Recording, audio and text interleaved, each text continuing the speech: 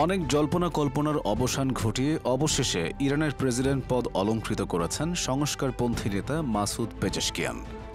প্রেসিডেন্টের আসনে বসতে না বসতেই সৌদি আরবের সাথে সম্পর্ক উন্নয়নের ঐতিহাসিক ডাক পেয়েছে ইরান। এই জয়ের জন্য তাকে অভিনন্দন জানিয়েছেন সৌদি আরবের প্রধান যুবরাজ মোহাম্মদ বিন সালমান। সেই সাথে দুদেশের মধ্যে সম্পর্ক বৃদ্ধির উদ্দেশ্যে পেজেশকিয়ানের সাথে কাজ করার আগ্রহ প্রকাশ করেছেন তিনি।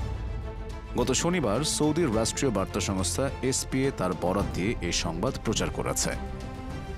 ক্রাউন প্রিন্স বলেছেন, উভয় দেশ ও জনগণের মধ্যে সম্পর্ক উন্নয়ন এবং তা গভীরতর করার বিষয়ে আমি আগ্রহ প্রকাশ করছি। এটি আমাদের পারস্পরিক স্বার্থ রক্ষাও করবে।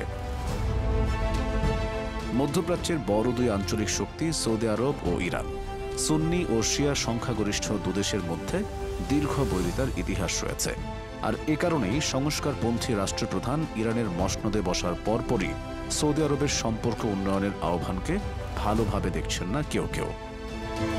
তবে 2023 সালের মার্চে চীনের মধ্যস্থতায় সৌদি ও ইরানের মধ্যে একটি চুক্তি স্বাক্ষরিত হয়, যেখানে উভয় দেশ আনুষ্ঠানিক সম্পর্ক পুনঃপ্রতিষ্ঠার বিষয়ে সম্মত হয়।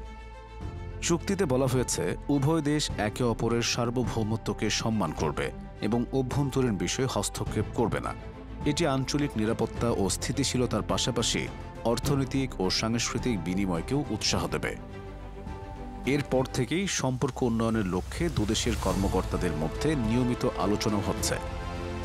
এদিকে গত শনিবার কট্টরপন্থী প্রার্থী সাইদ জালিলিকে হারিয়ে ইরানের নতুন প্রেসিডেন্ট হয়েছেন সংস্কারপন্থী মাসুদ পেজেশকিয়ান। 3 কোটিরও বেশি ভোটের মধ্যে 53.3% ভোট পেয়ে নির্বাচিত হন তিনি, আর জালিলি পেয়েছেন 44.3% ভোট।